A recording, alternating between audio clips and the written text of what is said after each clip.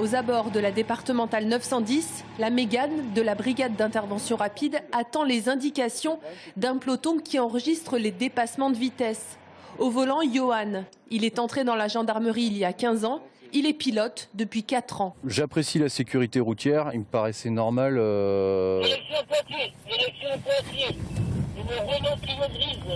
L'interview est interrompue. Un véhicule a été flashé à 138 km/h sur cette route limitée à 90.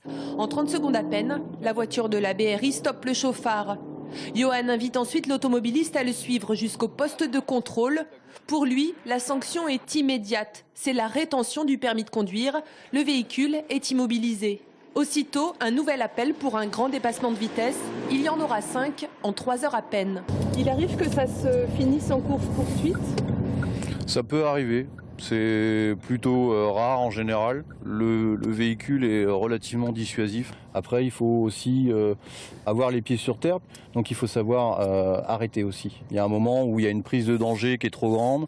Il vaut mieux faire appel à des collègues et arrêter une barrière de péage ou dans une commune plutôt que d'insister sur 50 km une interception.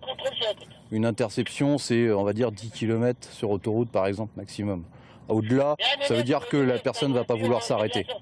En France, 150 gendarmes pilotent ces véhicules capables de monter de 0 à 100 en 5 secondes 5. Âge minimum pour devenir pilote, 35 ans. Les gendarmes de la BRI sont formés sur les circuits de Formule 1 et passent régulièrement des entretiens psychologiques. Vous avez l'air très calme, très posé. Oui, je vous remercie. Le but, c'est pas une prise de risque, c'est on fait l'interception.